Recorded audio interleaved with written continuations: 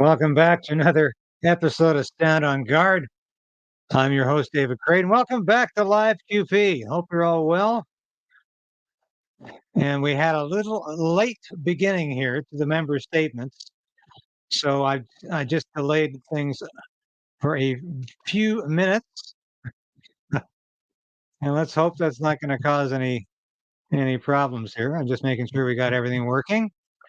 Yes, everything is working. Come on board, folks. Let's join. We're back after a week. These guys have got 4 weeks left before they recess for the summer. So it's very important we keep very careful attention to what's going on these next 4 weeks. It's very possible that the Online Harms Act will not see a second reading before they leave in June. They always leave around June 21st. How do I know that? It's my birthday. They always recess around my birthday. So that's what they're scheduled to do. Looks like they're going to not have a second reading of the odious Online Harms Act, which includes the thought crime provision and the online censorship czar and another layer of bureaucracy and blah, blah, blah. It's nothing but bad news. But hopefully we can delay this thing for a second reading until the fall and then not get this bill passed before the government falls or calls an election in 2025. Anyway, what's the big news today? Can't wait to tell you, because I was going to open with Trudeau's leadership woes, what he's going to have to deal with in the summer. But what do we got? Conservatives call for Speaker to resign over planned partisan event. He's done it again. He's done it again. Would you believe this? Greg Fergus, the Speaker we all love to hate, has done it again. He's issued an ad for an event in his riding that is hyper-partisan, is how I describe it. Hyper-partisan. And I'll read a little bit from it in a minute here. But this is Chris Workington has written a letter. And no, I'm not going to attempt to read it, but just to show you. That's the letter he wrote saying, that's it. He's got to go. It's time for Speaker Fergus to resign. He's gone through, look, this is now the fourth flagrant example of Fergus showing his partisanship. First of all, he did the farewell speech to John Reynolds, the outgoing Liberal provincial leader in Ontario. He showed the video when he was in Washington, D.C., of the time when he was the leader of the Young Liberals, and someone named Klaus congratulated him. It probably wasn't Klaus Schwab, but that's not the point. He's celebrating the fact that he was the leader of the Young Liberals. He's always been hyper-partisan, this guy. He's not fit to be Speaker. So what's in this ad that he has sent out to everybody in his riding? And let me tell you, it doesn't matter that the event is not at the Speaker's residence. It's in his riding, which is actually, it's an Ottawa area riding. I'll just read from this article. Speaker Greg Fergus is facing criticism over anti-conservative language in an ad for an upcoming partisan event in his riding. And the Conservatives are calling again for him to resign from his position as a neutral arbiter of House of Commons proceeding. He's anything but neutral, this cat. He is not interested in being neutral. He is as liberal as they get, as partisan as they get. Partisan with a capital P, and he's all class with a capital K, this guy.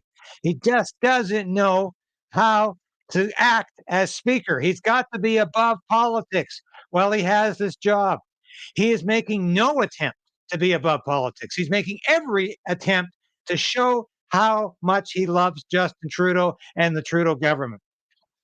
In a lengthy letter sent to Fergus on Tuesday, Conservative MP Chris Workington, is an Alberta MP, says an online posting for a summer evening with the Honourable Greg Fergus includes a line that takes aim at leader Pierre Poilievre, accusing him of pursuing conservative policies that, quote, would risk our health, safety, and pocketbooks, while promoting a Liberal plan to grow an economy that works for everyone.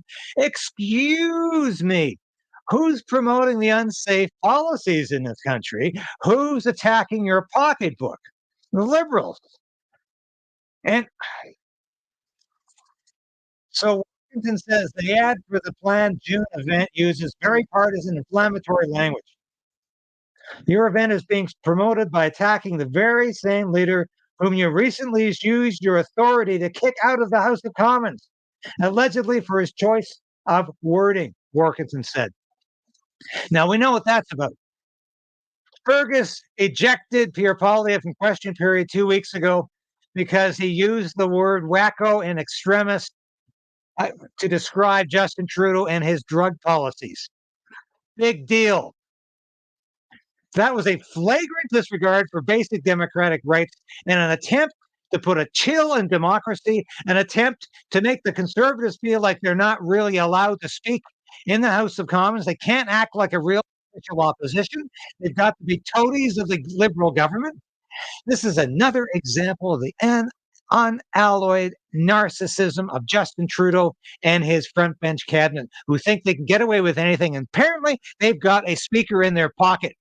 And this is another example of Fergus going way over the heads of democratic opinion and public opinion in this country. And he needs to be recalled.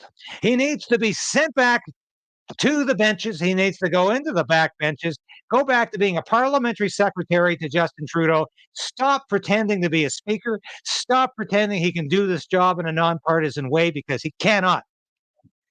This is an absolute outrage.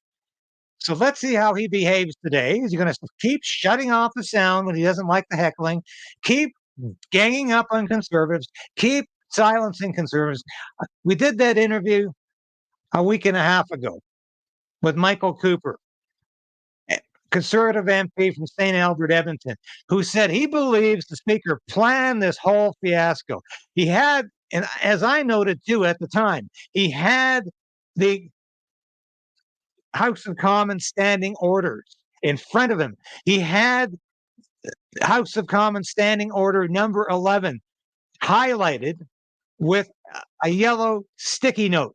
He was ready to throw Poilievre out on any pretext, and as soon as he found one, as however flimsy and feeble it was, he used it to eject Poilievre from the House of Commons. That was an outrage, and we cannot let this latest outrage pass. He needs to go. Maybe this will be enough to convince the de facto coalition partner of the Liberal government, the new Democratic Party, and its feeble leader, its effete leader, Jagmeet Singh, to convince them that this speaker needs to go. They need to vote with the Bloc and the Conservatives to eject this speaker, to put him back where he came from. So we'll be joining question period in a minute. But what else is up here? With 4 weeks to go, Justin Trudeau is planning his summer. He's planning on staying leader of the Liberal Party. He's trying to fight for his political survival. And he is going up against a lot of long knives in his caucus and in his cabinet who believe his shelf life has expired, who believe it's time for Justin Trudeau to resign, to retire, or at least just sit in the benches of the Liberal caucus with the rest of them. It's time for him to resign, and they need a new leader if they have a hope in hell of winning the next election. Pray to God they don't, because this is a government that surely deserves to lose, whether Justin Trudeau is at the helm or not. This is a corrupt government, and it needs to go down. Anyway, I'm just going to play a brief clip to show you where Justin Trudeau's mind is at right now. CSIS Director David Vigneault is warning Canadians against using TikTok in light of his comments and what he knows about how it operates. Do you think TikTok is safe for Canadians, and do you see a role for government in regulating TikTok? Well, obviously, as a government, we lean heavily on CSIS and our intelligence agencies to keep Canadians safe. And when the director of CSIS is pointing out that TikTok poses a real threat to the data security of Canadians, I think Canadians need to listen. Obviously, we already took measures as a government to ensure that all federal computers and phones do not have the TikTok app applied to them. That's a risk that we don't want for our government, but I know more organizations, orders of governments are looking at that very seriously as well. We need to continue to have a conversation with Canadians about how they remain safe online. Yes, there's a role for government, and we'll continue to consult and work with Canadians on that. It's important that we empower Canadians to make smarter choices about keeping themselves and their families safe online. That's one of the reasons why we're moving forward with an Online Harms Act focused on keeping kids safe and making sure that our online world is as safe or even safer than our in real life world. So this clown has got the gall to suggest his Online Harms Act, which is going to put people in prison for so-called hate speech or hateful speech, is somehow about protecting children. What a lie. L-I-E. That's a lie. It's about censorship. It's about putting people under house arrest for thought crimes. It's about creating an online censorship czar. It's about restricting your speech and mine. It's about putting broadcasts like this off the air. It's like putting new media and independent media out of business. It's about protecting Trudeau's halcyon days of the media, where there was only 3 networks and there was only a couple of national newspapers and there was nobody else allowed to talk. That's what Trudeau is fighting for, not for children. There's already the laws against child pornography. There's already the laws against revenge porn. This has got nothing to do with protecting anybody except Justin Trudeau and the Liberal government. And so that's where this man's mind is at. He's got the audacity, the nerve to suggest his censorship bill has something to do with that.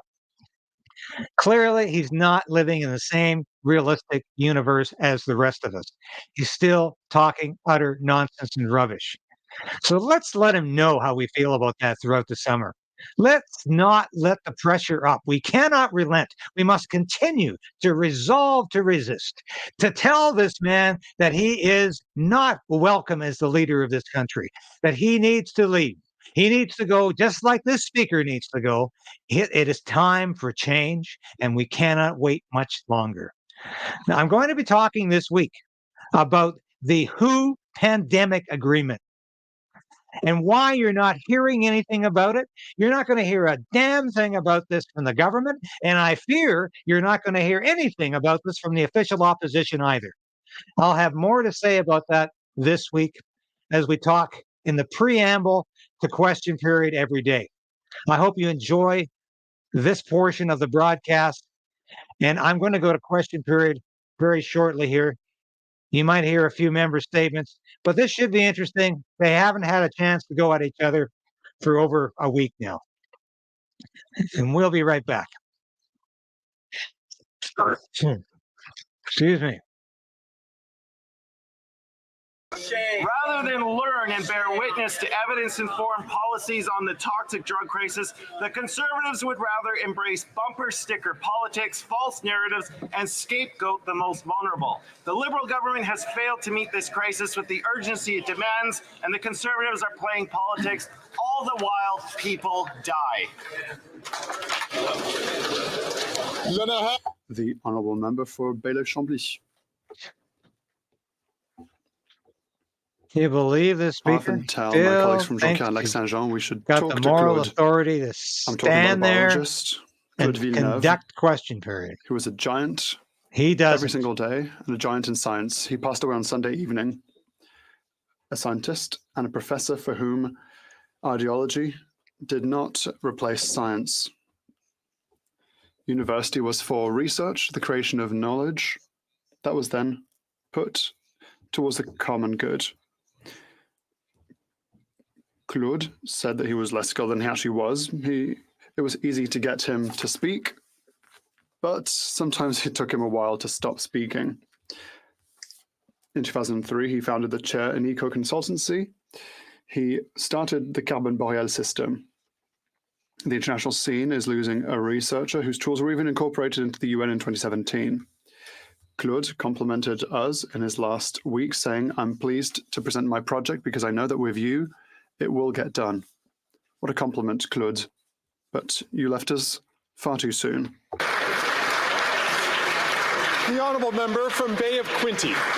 Mr. Speaker, fun fact, this Liberal NDP minority government is now the longest serving minority government in this country's history. Not so fun fact, Canadians have never been poorer, with the worst standard of living crisis in 40 years. And in the middle of this historic cost of living crisis, this government decided to hike the carbon tax 23%, ruining Canadians' vacations. Conservatives just announced their common sense plan to axe the carbon tax and all federal taxes on gas from Victoria Day to Labor Day weekend, saving the average Canadian 35 cents, or for those in Ontario, $592. Common sense Conservatives know that what Canadians really need a vacation from is this government and their tax hikes, which is why when Canadians elect a Conservative government, we will axe the tax in the summer, in the fall, in the winter, forever, for everyone.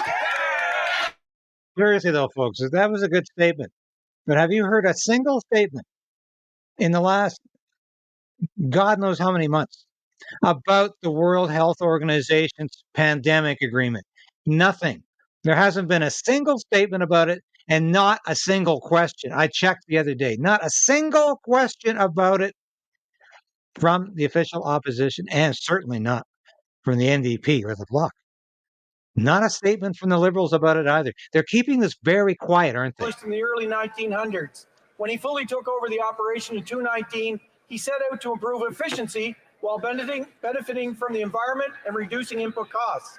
Through a series of operational changes that relied on conservation and regenerative farming practices, like a closely managed rotational grazing system and late spring calving, Nick has managed to achieve his goals.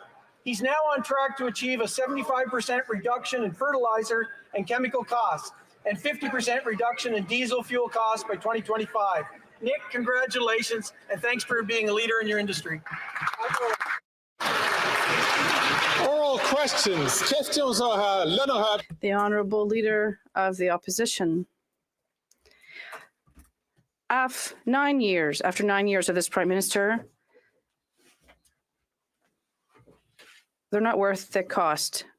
Taxes and inflationary deficits are piling up, and even worse, the Bloc and the Liberals want to radically hike taxes on gasoline and diesel. When 25 countries have cut gas taxes and Western provinces have cut tax and were able to bring down prices at the pumps and lower inflation in terms of other provinces, how come the PM cannot follow my common sense plan to eliminate taxes until Labor Day? The Honourable Deputy Prime Minister, Minister of Finance. Mr. Speaker, I'm so happy that the Conservative leader raised the question of inflation, because it gives me the opportunity today to share great news with Canadians. It's that our inflation rate dropped to 2.7%. This is the lowest level in 3 years, and it's thanks to our responsible plan for the budget. The Honourable Leader of the Opposition. Learned the terrible news that inflation is 35% above target. Again, after 8 years, this Prime Minister is not worth the cost of debt interest. And they can't do basic math over there. The 0.7 is actually a third higher than the 2% target. They're patting themselves on the back when they realize that Canadians can't afford to eat, heat, and house themselves. So why don't they, instead of quadrupling the carbon tax on the backs of Canadians, why don't they follow our common sense plan to suspend all gas and diesel tax until Labor Day? The Honourable Deputy Prime Minister and Minister of Finance. Mr. Speaker, the Conservative leader has quite proudly and publicly called for the Governor of the Bank of Canada to be fired. But maybe it's the Conservative leader who should lose his job, because he just revealed his astonishing ignorance of the Bank of Canada's inflation target. The Bank of Canada has a target of between 1% and 3%. And for 4 months in a row, inflation in Canada has been within that target. The Honourable Leader of the Opposition. The minister doesn't even know that the target is 2%. And perhaps one of the reasons why she's missing the target because she doesn't know what it is. It's the same thing with interest rates that we're paying on national debt. They've said that doubling national debt is an issue because the interest rates were so low. That's why I suggested setting the rate with 10 or 30 years with bond rates when the rates were so low, like we do with mortgages. But the incompetent minister did not do this. And now we're going to pay more interest on the $400 billion that will be renewed this year. Why? The Honourable Minister of Finance. Mr. Speaker, the reality is that the Conservative leader is very incompetent. The only thing that he plans to do rather, is to criticize Canada and Canadians, to criticize our wonderful country. The reality is that the inflation rate is down to 2.7%. This is very successful for our country, and all members should be happy with this. Thank you. You should tell Poilievre incompetent and ignorant. Not only does Shouldn't you get kicked out for that? Finance Minister not know the inflation target, she doesn't know that you lock in low rates when you have the chance. Remember, the Prime Minister was saying, don't worry, we can double the national debt because interest rates are low. Yep. Glenn, problem is, I told him at the time that they should lock in those rates for 10 years or 30 years with long-term bonds. It turns out they didn't do that, and now $400 billion of that debt will roll over into these higher rates, forcing Canadians to spend more on interest than on health care. Why did he hire the worst mortgage broker in the world to be our finance minister? Uh-oh. He might get kicked out for that. The Honourable Deputy Prime Minister and Minister of Finance. Mr.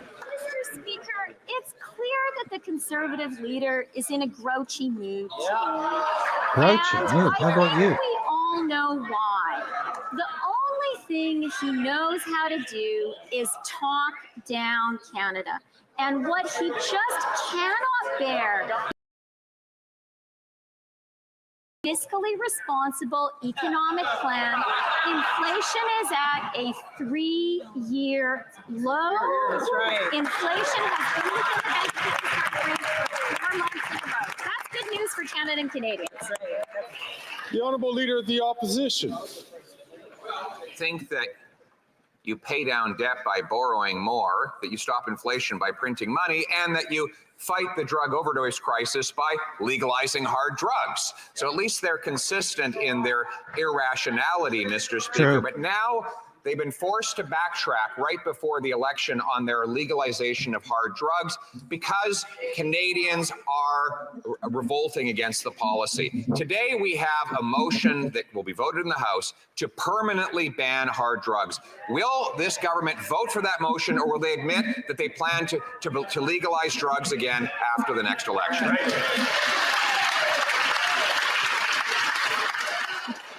The Honourable Deputy Prime Minister and Minister of Finance. Mr. Speaker, the Conservative leader is wearing more makeup than I am today. Now, I think it's wonderful. I'm going to ask colleagues.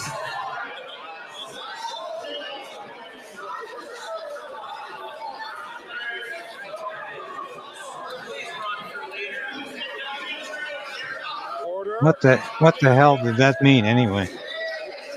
Order. What is she suggesting Poilievre is? I ask the Honourable Deputy Prime Minister and Minister of Finance to withdraw that comment. We don't comment on the appearances of members. The Honourable Deputy Prime Minister and the Minister of Finance. Mr. Speaker, I'm sorry, I withdraw that comment. Can continue with her. She has 25 seconds left on the clock for her answer. That was bizarre. The fact is, Mr. Speaker, the Conservative leader is phony all the way through. He is phony when it comes to his concern about the economy. All he can do is talk our country down. And he is phony when he talks about his concern about the opioids crisis. He tries to score cheap partisan points. It's just not right, Mr. Speaker. That's right.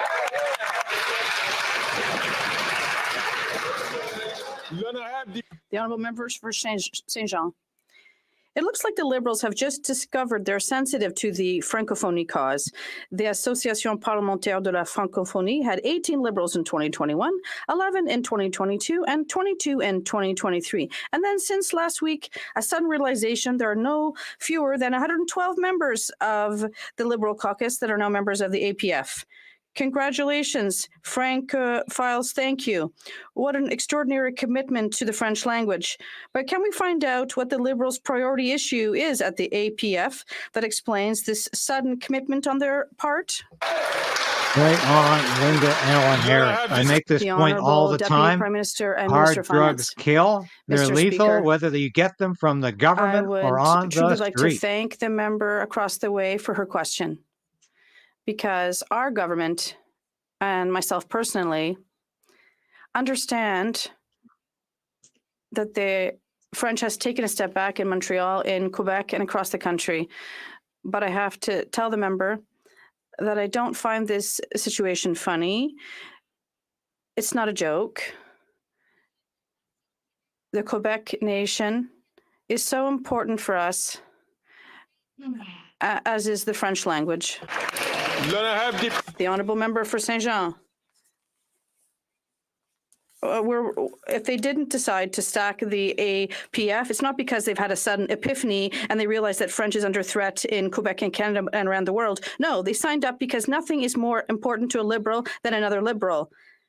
They have to stick together. They're there because they need to save their friend from Glengarry Prescott Russell, and then we'll never see them again. It might be a good idea for this government to work in the interests of the French language as hard as it works in the interests of the Liberals. Is that all these The Honourable blockheads Deputy think Prime about? Minister and Minister of Finance. Mr. Speaker, the French language in Montreal, in Quebec, and across Canada is very important for our government. We understand that there has been a decline in French, and we are going to always support the French language and Quebec culture Right and on, French Earl. culture across Canada. The honourable member from Burnaby South. The chief prosecutor of the International Criminal Court is seeking arrest warrants There's a guy against whose brother 5 works for senior Metro. Hamas and Israeli leaders. This is a step That's towards why he wants justice to for boycott Palestinians and Israeli victims of war Loblaws, crimes. because his brother The works for Liberals Metro. promised to support the ICC. What a bag when of they voted wind. for our motion in March. So will the Prime Minister and the Liberal government state clearly that Canada supports the ICC's work to hold all those responsible for crimes accountable? The Honourable Deputy Prime Minister and Minister of Finance. Thank you, Mr. Speaker. Mr. Speaker, Canada respects the independence of the International Criminal Court. Canada condemns the terrorist attack by Hamas on Israel on October 7th. Canada calls for an immediate ceasefire and deplores the humanitarian tragedy. And Canada believes it is absolutely wrong to equate the terrorist leaders of Hamas with Israel. Then I have She read that Burnaby very South. carefully. Honourable member for Burnaby South. And that was not the subject of the arrest warrant. The chief prosecutor of the ICC has requested arrest warrants for 5 senior Israeli and Hamas officials. This is an important step towards justice for Palestinian and Israeli victims.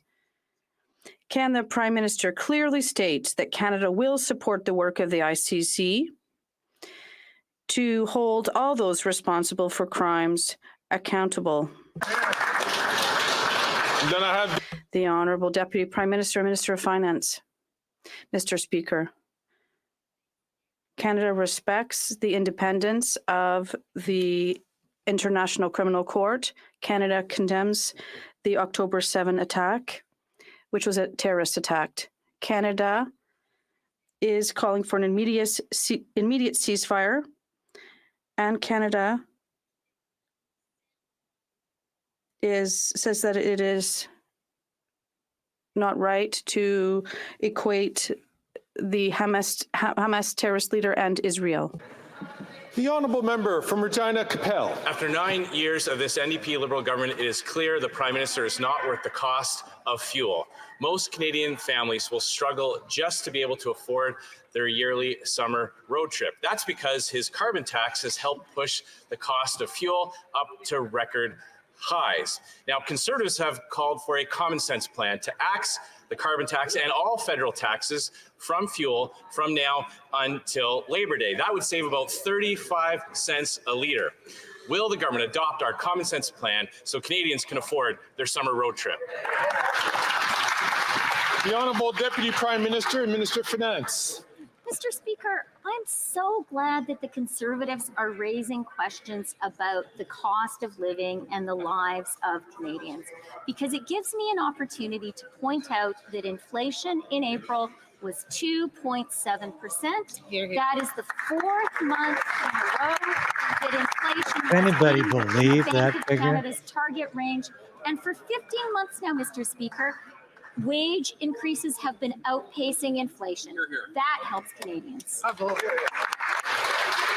Yes, The honourable smug, member from Regina self-satisfied Capel. witch. That's the Liberal message, that Canadians have never had it so good.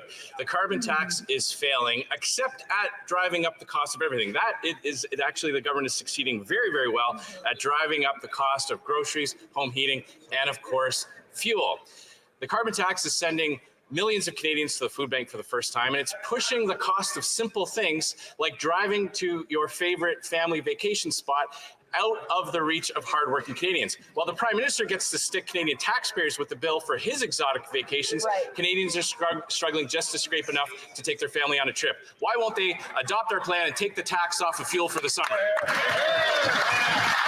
The Honourable Minister for Natural Resources and Energy. Thank you, Mr. Speaker. I would encourage my honourable friend to actually read the work that was done by 300 economists across this country, which says unequivocally that 8 out of 10 Canadian families get more money back in the rebate than they Keep actually pay in the repeating, price on keep pollution. recycling That your is lies addressing and your talking affordability, and in points. fact, Premier Smith You herself said pitiful she got more money excuse back for her for a family than human she being. paid. If he really is concerned about affordability, though, I would encourage him to go to talk to his friend Premier Smith, who just increased the gas price by 13 cents, and did so with no rebate and no accounting for affordability. The honourable member from Lakeland. After 9 years, Canadians can't afford the costly coalition's carbon tax, but this Prime Minister doesn't care. He'll quadruple it, even though 70% of Canadians and 7 out of 10 premiers told him to spike the hike. Now, Conservatives' common sense plan is to axe all federal taxes on gas until Labor Day to save Canadians 35 cents a litre. That's more than $955 of needed savings for Alberta families alone. Will the Prime Minister axe the tax on gas this summer so Canadians can afford the basics and maybe even a Canadian road trip staycation?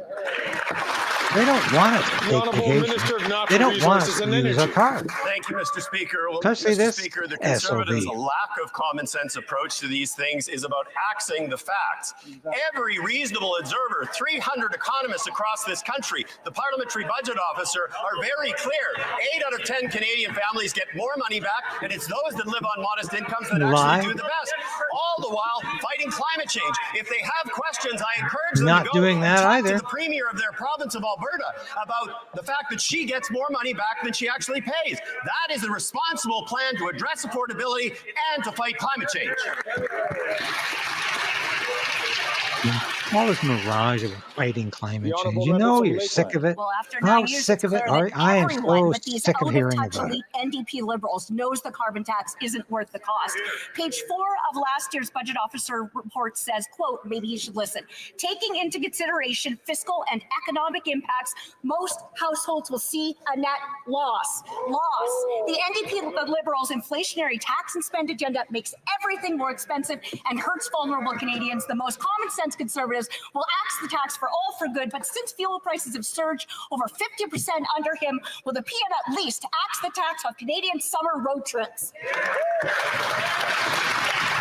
Yeah, The Honourable Minister for blame it Energy and on Natural Premier Resources. Smith again. Mr. Speaker, it is very clear. Oh. 300 economists across this country agree. 8 out of 10 Canadians get more money back in the rebate. It is an approach that addresses affordability, does so in a manner that actually addresses climate change. Mr. Speaker, I would encourage my honourable colleague across the way to talk to her Premier, who has said it is a price on pollution that actually gives her family more money back.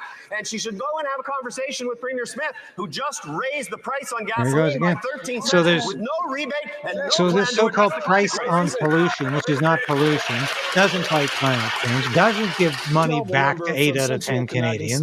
This only exists in the vacant minds of these Liberal cabinet ministers. Tour early, blowing through Philadelphia with his usual all expenses paid 5-star hotels and all the food and alcohol his entourage can take. After 9 years of this NDP Liberal government, most Canadians can hardly afford a summer road trip. Will he adopt our common sense plan to put $682 in the pockets of British Columbians and give them a shot at a summer road trip? Or is he planning on putting himself first? Himself first, honestly. The Honourable Minister for Natural Resources and Energy. Mr. Speaker, thank you very much. Once again, I would encourage my honourable colleagues across the way to stop misleading people with respect to the price on pollution. They need to look and read the letter that was written by 300 economists across this country that say the carbon price is the most economically efficient way to address climate in a manner that actually addresses affordability for Canadians. I would encourage them to go to talk to their friend Premier Smith, who said exactly that. Her family got more money back than they actually paid in the price on pollution. And I would encourage them, if they're concerned about the price of gas, go talk to Premier Smith and ask her to reduce it by 13 cents that she just raised it with no rebate whatsoever. Cool. What a rank The tool. Honourable Member from Central Okanagan, Similkameen, Nicola. That rhetoric won't put money in the back pocket of British Columbians. And while the cost of this jet-setting Prime Minister summer luxury tours and vacation soars, his carbon taxes and gas taxes are driving Canadians nose first into the ground. This Prime Minister is not worth the cost. Canadians are struggling to afford a simple road trip. Our Conservative Common Sense plan to give $682 back to the people of British Columbia. Will the Prime Minister agree that his carbon tax is a road trip wrecker and axe the tax on gas this summer? Yes, going to Alan Harris. My blood pressure's going up. Minister of Finance. Huh. Mr. Speaker, I am really astonished by the gall of these conservatives. Nothing. who have You the can't hold a temerity to candle to talk your gall. about the road trips of regular Canadians when they wrapped up $426,283 of the money of Canadians traveling to their own convention. The member for Central Okanagan was one of the Conservatives who charged regular Canadians to go to his convention. This is the woman who gets a speeding ticket when she goes on a road trip. Yo. The Honourable Member from Lac Saint-Jean. Mr. Speaker, the Minister of Immigration has finally met with his counterparts from Quebec, the provinces and the territories, and they've finally addressed the issue of reception capacity. The solution, a working committee. Oh, we get back to the really important questions about language in Quebec. Asylum seekers. It doesn't seem to me that this wasn't a problem for the minister. It seems to me that when we asked for a more equitable distribution, he told us that asylum seekers are not cattle.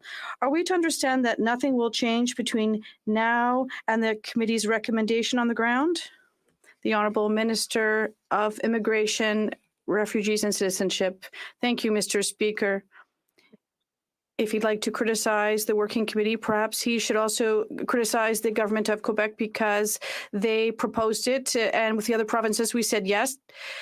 He wasn't at the meeting 8 days ago. We did agree in a communique that we work together unanimously and coordinate our efforts, because we know that asylum seekers do need to be welcomed in Quebec, and we can do this in coordination with all provinces. The Honourable Member for Lac Saint-Jean. I would ask if he invites me next time, I'll be there.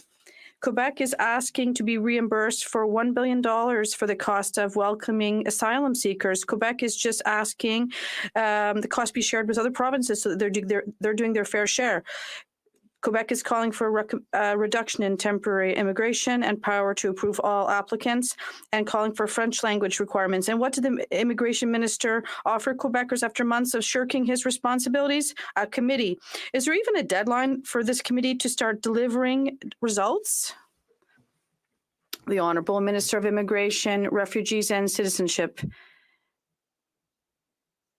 What we don't invite to these meetings are quarrels, Mr. Speaker. We want to work together, and our communique was unanimous for once with Quebec. And in terms of French training, we've set aside around $5 billion since 2015. Still nothing about the WHO we want to make pandemic sure once agreement. again that Just amazing. Probably French the is most strengthened important in question Quebec. facing this country The right Honourable now. Member for Lac-Saint-Jean. And we want to talk about Quebec getting At $1 the billion. end of the meeting, the Minister of Immigration said that the This status country quo is was no just longer so acceptable. But as we screwed speak, it is still up, the and status it's quo. encapsulated Nothing has every changed day on the in ground. question And as we speak, the federal government hasn't paid Quebec back 1 cent. And Quebec still receives more than half of all asylum seekers in Canada. This committee mustn't be allowed to become a toy to buy time until the election. It needed results yesterday, and it's even more urgent today. So when are results due? The Honourable Minister of Immigration, Refugees and Citizenship. Mr. Speaker, the status quo is the bloc which has done nothing for 30 years, even though we have given billions to Quebec for French training. Those are the results they've achieved. The Honourable Member from Hastings, Lennox-Naddington. Mr. Speaker, after 9 summers, Canadians know this Prime Minister is not worth the cost. His carbon tax has hiked up the prices of everything. Canadians deserve relief, not taxes. Unlike this coalition of convenience, Conservatives have a solution. Cancel all federal tax on gas from now until Labor Day, keeping nearly $600 in the bank accounts of Ontarians to spend on basic needs and maybe even visit with family. Mr. Speaker, would it be too much to ask for the Prime Minister to lend a helping hand to Canadians and take the tax off their summer road trips? Yeah. The Honourable Minister for Housing, Infrastructure and Communities. Mr. Speaker, I'm curious the honourable members actually approach Conservative premiers across Canada who maintain their own taxes on fuel. Mr. Speaker, in particular, in the province of Alberta, Danielle Smith has increased the price of fuel by 13 cents and offers no rebate. I expect she knows very well that the majority of families receive more than they actually pay in a fuel tax, but facts don't seem to matter to a party who is committed to eroding all of the environmental protections that exist in this country and have virtually no plans to invest in the things that are going to help working class families address the cost of living. We're in search of solutions, not fights. I wish they'd at least come armed with facts. The Honourable Member from South Shore St. Margaret's. Conservatives are calling on the NDP Liberals to axe the carbon tax and all federal taxes on gas from Victoria Day to Labor Day. For Nova Scotians, this represents $542 of savings per family this summer. After 9 years, we know the Prime Minister will jet off to surf in Tofino this summer at taxpayers' expenses while Nova Scotians can't afford a summer road trip. That's right. Will the Prime Minister do a surfing cutback to help Canadians by taking the tax off the summer road trip? The Honourable Minister Well, of course Health. you'll be paying for Well, I know Trudeau's the summer road Conservatives are trip. excited. They think they found a new bumper sticker to put. But what would they say to that family? Not only are they taking away their carbon rebate, euthanasia they are. also would be taking away childcare. They'd be taking away their dental care. They'd be taking away their diabetes medication. So what they say in exchange How for about taking their all maid? of those things away from vulnerable people is to say that a false, empty promise. And that's what we have on the other side. Empty rhetoric and really attacking And nothing vulnerable but people at a death time from this when side. they most need help. Mr. Speaker, we will continue to stand with those This who need man help. is the Grim Reaper in a blue suit. The Honourable Member from Brandon Souris. Speaker, after 9 years, Canadians can't afford this NDP Liberal government's carbon tax that they just increased by 23%. That's why Conservatives announced a common sense plan to axe the carbon tax and all federal taxes on gas from Victoria Day to Labor Day. It's a 35-cent per litre saving, Mr. Speaker. In Manitoba, this would represent over $600 in savings for each family during this summer. So will the Prime Minister lend a helping hand to Canadians and take the tax off? Lend their a summer helping road trip? hand. He wouldn't lend a helping hand if he were drowned. The Honourable Minister for Families. Thank you, afternoon, Mr. Speaker. I was actually just in Oh, Manitoba Scotch and last soda week, time. where we were announcing supports for Canadian families, Mr. Speaker. More investments in creating more childcare spaces to relieve the burden for families. These are programs that we continue to invest in. The Canada Child Benefit, Get it right now. the dental plan, Jenna. excuse me, Mr. Speaker. Excuse Investments me. in Canadians, well, we see the Conservatives continue to vote against, Mr. Speaker. Was she tippling before question period? The Well, honourable you member know, from King Vaughan. too many After subs. 9 years of this NDP Liberal government, people can't afford to live or die. Funeral costs are now out of reach for Canadians in Ontario. The Funeral increase costs. in unclaimed bodies is God. 488% since 2013. That's This an Prime interesting Minister is not statistic. worth I the don't think cost. many people look that one Seniors up. are already struggling with affordability crisis. They have built this country and now they can't afford to bid their loved ones farewell. When will this Prime Minister show some compassion and stop the out of control spending so people can live and die with God, you dignity? can't even afford to die in Canada. That's why people are going to Maine. Well, Mr. Speaker, for somebody to live with dignity, they need access to dental care. For somebody to live with dignity, they need access to their diabetes medication. How about For somebody euthanasia, to live Marky with boy? dignity, they need access to the medicine and support and health care that we're making sure we deliver each and every day. And for all the you are party is opposite, the baggage with Conservatives, arms to say attack. the solution to global inflation and the crisis that people are seeing all over the world is to slash supports to vulnerable peoples, to attack the very supports that lift them up in the darkest times that we've faced in generations. We say no. We will continue to be there for Canadians and make sure Thank they you get so what much. they I'm glad need. you read that piece in the Senate. That was a real joy to write. And that's where we stand. The Honourable Member for Rosemont-la-Petite-Patrie. Mr. Speaker, over the last 3 years, the cost of the grocery basket has gone up by 21%. Food banks are incredibly full, but the Liberals and Conservatives are doing nothing. The CEO of Metro is a Conservative donor. We know who the leader of the opposition is really working for, and the Liberals are giving millions of dollars to Loblaw and Costco. People are hungry, and meanwhile, the CEOs are getting the VIP treatment. Enough is enough. Will the Liberals support our motion to ensure that CEOs pay their fair share? Yes or no? The Honourable Deputy Prime Minister and Minister of Finance. Mr. This Speaker. is the hardest Christie has worked in weeks. We have an economic plan for Time for another fairness vacation, for Christie. each Go get a generation speeding and for each ticket. Canadian. Mr. Speaker, we know that in order to fund that plan in a fiscally accountable manner, we need to ask the wealthiest to pay a little more. And that's what our government is doing. So my question is for the Conservatives who oppose our plan. You're not there to ask They are questions, the Christie. ones You're there who to are against a answer fair once in a plan. while. The honourable member from Vancouver, Kingsway. Mr. Speaker, Canadians are hungry and hurting. Liberals have failed to lower food prices while Conservatives promote corporate greed. Over the last 3 years, What do you prices promote? increased Propping up the Liberal 21%, government, Donny while boy? portions shrink. In 2023 alone, grocery giants made a record $6 billion. Well, you're not in missing any profit. meals. That's quite All obvious. Canadian families are tightening their belts and missing meals. That's why today, New Democrats are forcing Liberals to take a stand. Will they support our motion You're to not make forcing CEOs pay what anybody. they owe, or continue to put You're profits over prostrate people before the Liberals. like the Conservatives do? Feign outrage The when you Honourable keep Deputy propping Prime them up. Minister and Minister of Finance. Mr. Speaker, Mr. our Speaker. government has put forward a plan for fairness for every Yeah, you tell your colleague everything's a plan okay. to invest in housing, in affordability, in economic growth. And we've done it in a fiscally responsible way because we know inflation has to come down so interest rates can come down. To do that, Yeah. Mr. Speaker, we are asking those who are the most successful in our amazing country to contribute a little bit more. That's tax fairness, Mr. Speaker. We support it. The party that opposes it is the Conservatives. That's right. Good job. L'honorable député de Dorval-Lachine-Nassau. Mr. Speaker, 8 out of 10 Canadians support a woman's right to choose. Yet, it seems the What's Conservative your beef, leader Brian? is Why are unwilling you to gone assure from this Canadians that he channel? and his party will defend this fundamental right.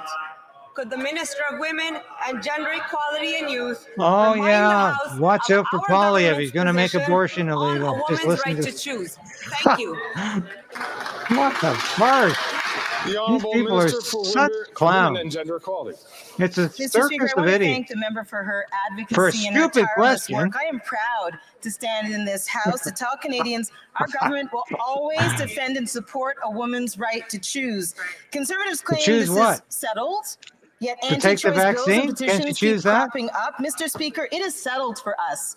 No ifs, no buts, or maybes. We will never stop defending the rights women in this country have fought so hard for. Thank you, Hey, Mr. Speaker. I don't give a goddamn if you think it's settled. You don't have a right to stand up and say that. So sit down and stop taking up the Honourable oxygen. member for Charlebourg, Haute-Saint-Charles. Well, Mr. Speaker, July 1st is going to be a disaster for people looking for housing in Quebec. We know that new housing construction has gone down in Montreal for both collective and individual housing year over year. We see that this Prime Minister's strategy is just another in a long list of failures. Will the Prime Minister do something about the obstacles that are preventing new home construction in Quebec? Fruits, donuts, or cookies. That's her choice. The Honourable Minister of Housing, Infrastructure and Communities.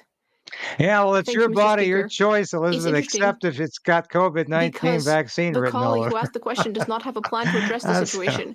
We have a plan to make the necessary investments to construct housing. For example, Mr. Speaker, we've signed an agreement with Quebec to build 8,000 new units of affordable housing. Leader of the opposition, when he was housing minister, was only able to build 6 units across Yeah, the six entire country. houses, yeah. They're going to cut the programs for housing. We're going to make the investments. There is not a clearer contrast. Well, that's true. There's a clear contrast in The many ways. Honourable Member for Charlebourg-Saint-Charles. Hopefully, we'll never see you again after the Mr. Liberals go Speaker, down what to the the minister should remember is that over the last 9 years, this government with its friends in the Bloc Québécois created the conditions that has made the cost of living so high today, along with Trudeau is interest not rates and there, inflation. Caroline. $500 He's taking billion the day off in again. inflationary spending was voted for by this He government might and the be Bloc there Québécois. tomorrow. And that's why Canadians Once and a week. Quebecers today don't have enough housing or just can't access it because it's too expensive. So can I get an intelligent answer to my question? Christie is holding up the ship The today. Honourable Minister She's of Public Services doing and it all. Procurement. Thank you, Mr. Speaker. We see that sometimes memory can be quite short. My colleague seems to have forgotten that the leader of the opposition, when he was Minister of Housing, only Oh, built quick, get your 6 units COVID of shots. affordable Jean-Yves housing Duclos. throughout the whole country during his entire term. 6. Whereas just in Charlebourg-Saint-Charles, my colleagues writing 222 units of What a- affordable housing were built over the what a last few months, simpleton. thanks to the financial support of the Quebec This is and the federal simpleton who governments. says, keep getting your COVID shot until you die. The Honourable Member for Louis Saint Laurent. Mr. Speaker, after That's what 9 he years of this said. Liberal government, we see that this Liberal Party is not worth the costs, and Canadians You are might paying die the cost. sooner than he expected, but that's what he said. We're seeing now that rent has doubled with these Liberals in power, and people in Quebec are very worried because they know that there's going to be a crisis on July 1st. In Le Soleil, Nicole Dion, the coordinator of a housing organization, is saying that starting in mid-May, people are starting to panic because they may not be able to find housing and will end up in the streets. What does this government have to say to people who won't be able to find decent housing? The Honourable Minister of Public Services and Procurement. Thank you, Mr. Speaker. Hello. Madame Dion is quite right. And she would be very shocked to hear that the leader of the opposition only created 6 units of affordable housing when he was Minister of Housing throughout the country during his entire term. Not 6 just for Quebec. 6 units of affordable housing throughout the entire country. Now, in my esteemed colleague's writing, Louis Saint Laurent, we have built hundreds of units of affordable housing just in the last few months, thanks to the leadership of Quebec municipalities, which my Conservative colleagues like to call incompetent. Mr. Speaker, it's really unfortunate to see that my colleague from Quebec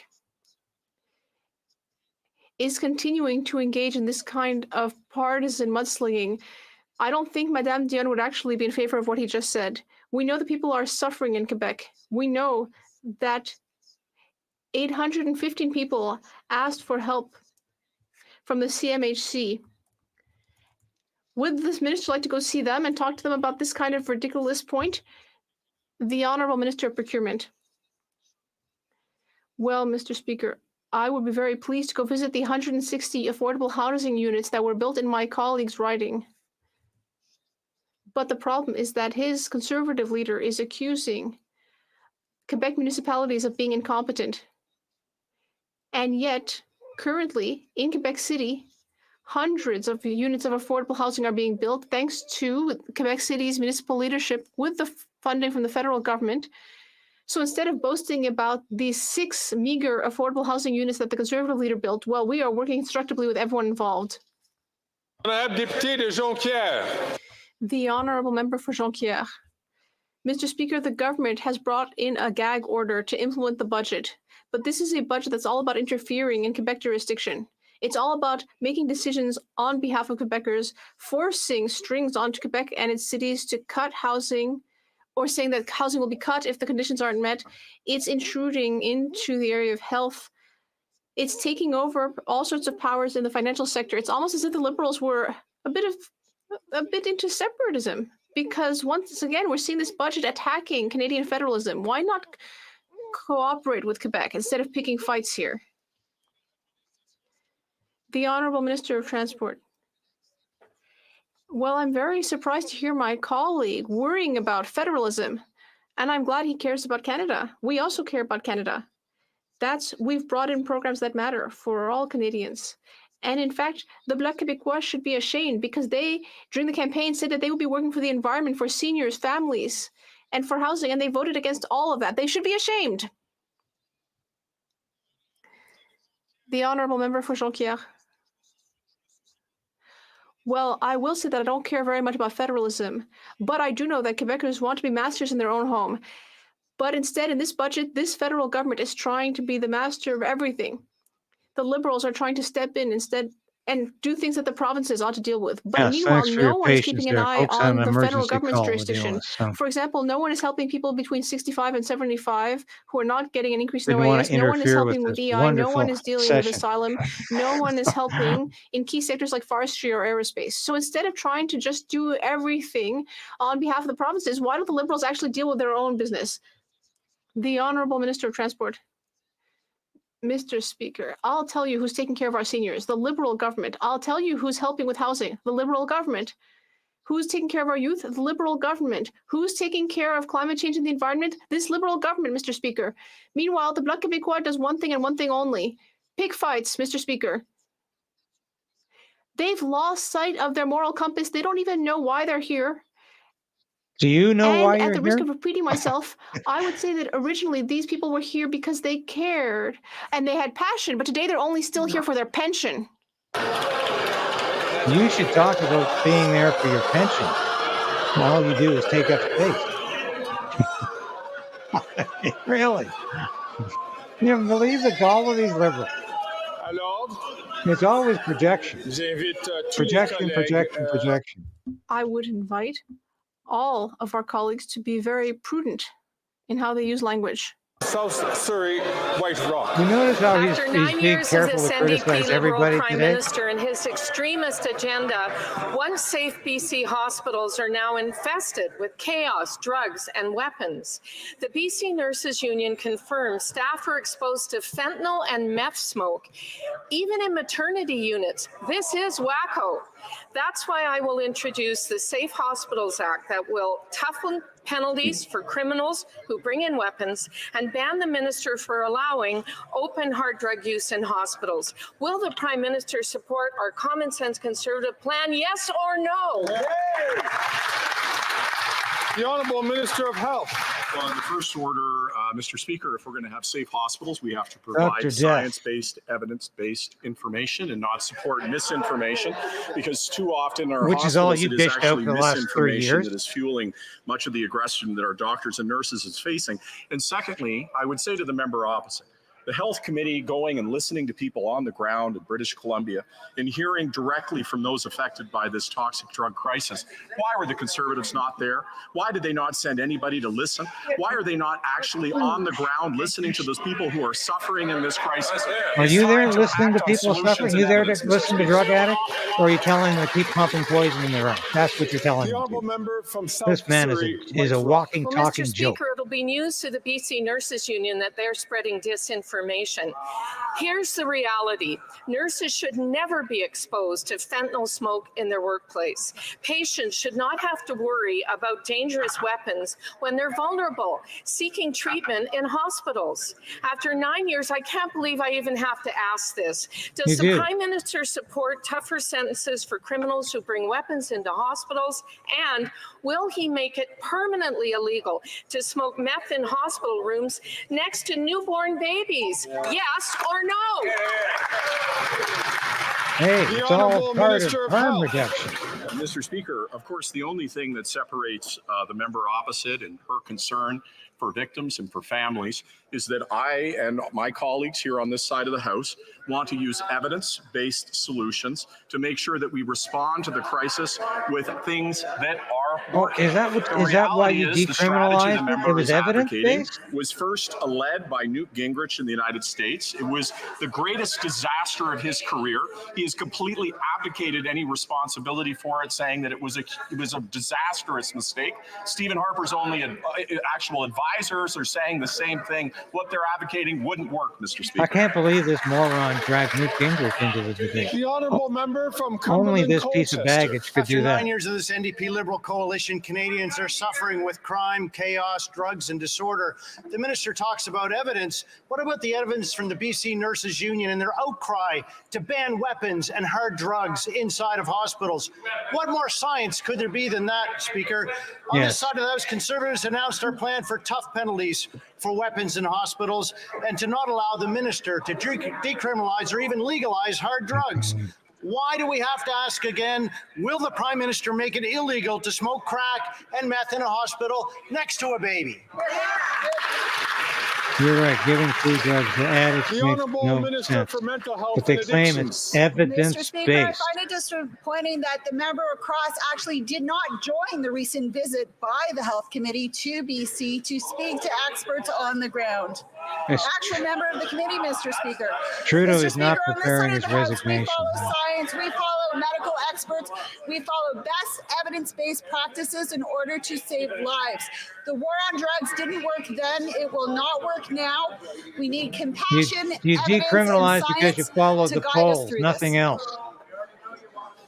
You massive waste of space. The honourable member for Sudbury.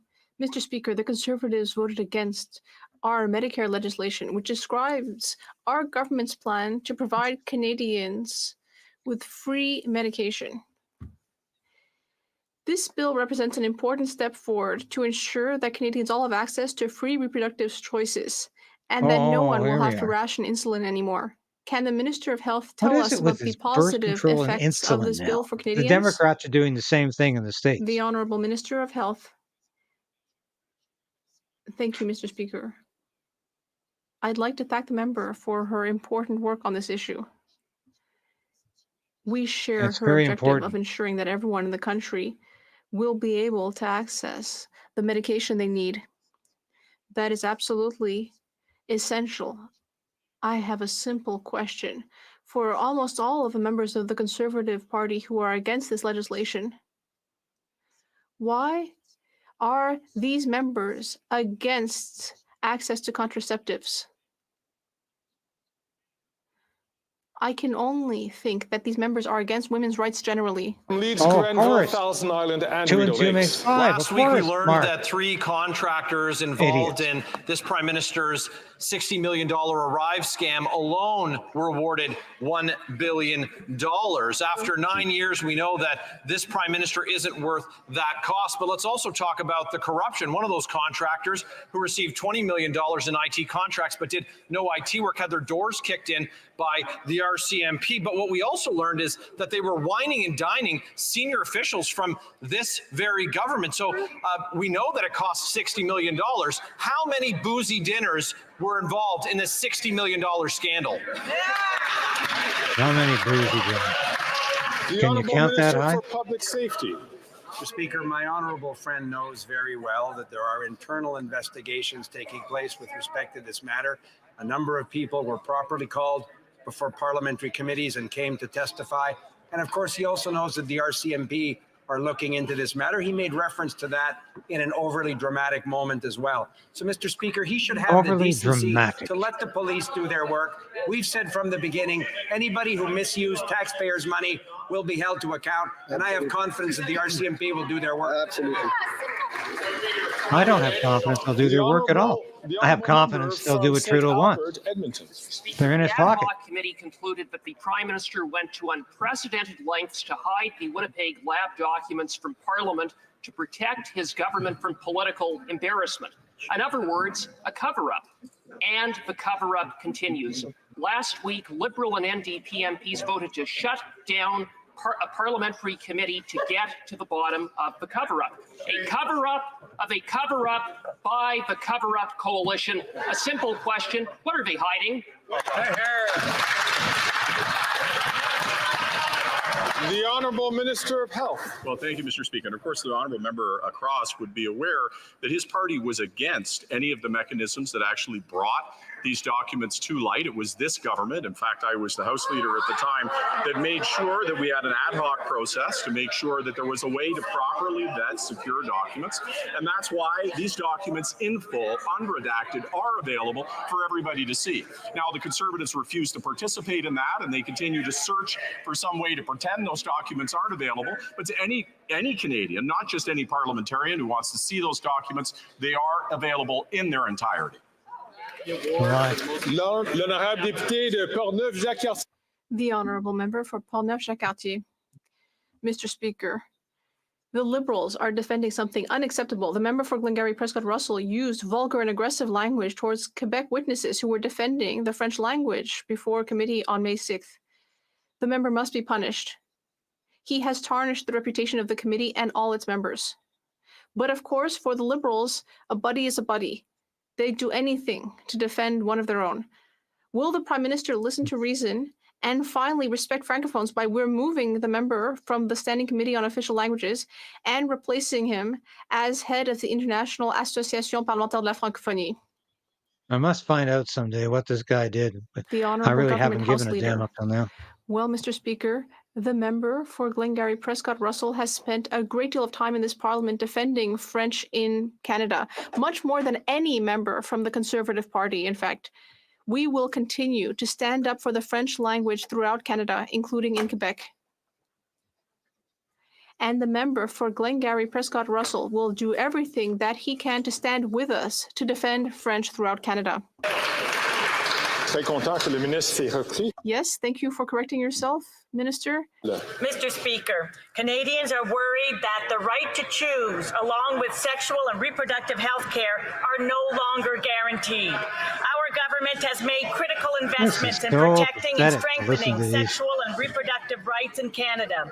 Could the Minister of Women, Gender Equality and Youth update the House on the work our government is doing to support sexual and reproductive health care across this country? The Honourable Minister for Gender Equality and Youth. Speaker, I appreciate the member and the question. Strengthening sexual reproductive health care is essential and to ensure that women can make their own decisions when it comes to their health. It's why we're making contraceptives free to 9 million women across Canada. It's why the Menstrual Equity Fund was created, which has lifted nearly 3 million people out of period poverty. It's why we invested $45 million into the Sexual and Reproductive Health Fund to organizations providing essential services. Investments like these, Mr. Speaker, are a true step forward to lasting gender equality. The choice between donuts and croissants is clear. It's settled. trinkets and beads, Mr. Speaker. That's what Obsidian Oil, an American company, has been willing to offer the Woodland Cree First Nation. Their drillings have caused earthquakes and polluted the land. Worse yet, now that Treaty 8 First Nations are exercising their treaty rights, the company has called on the RCMP to imprison Woodland Cree leaders. It's a shameful display of colonial tactics that have plagued Indigenous communities for generations. Will the Liberals uphold the treaty and support the Woodland Cree against this greedy company? The Honourable Minister for Crown and Business Relations. Believe me, I feel that way too. Self-determination over Indigenous part land of the is news so critical cycle that has to be covered. our path towards reconciliation. We will be working with I the agree. Woodland It can be Cree very as well difficult. as Thank you for sharing my that. colleague opposite towards a resolution to this very important issue, Mr. Speaker. Thank you. Why is Uncle Tom still in the speaker's seat? Because the honourable member he will do anything and think he can get away with it, and he can't. Mr. Speaker, major wildfires hit early this year here in northern Manitoba because of drought, because of climate change. Because of climate change, of course, it was because of climate change. Nothing to do with our. In addition to thousands of hectares, the fire destroyed fiber optic and telecom lines and left major centers like Flin Flon stranded without vital internet and cell service for days. Bell MTS has reconnected their customers, but the truth is there need to be backups in place. Let's be clear. We need plans that apply to the catastrophic effects of climate change. Will this government step up, use its jurisdiction over telecom companies, and ensure critical infrastructure plans are in place for communities during climate emergencies like these? It's a climate emergency. Everything's a climate emergency. The Honourable Minister for Emergency Throw gasoline on the fire, and it's a climate emergency. Thank the member for the question. I also want to thank you for raising those concerns very much directly to me, which we responded.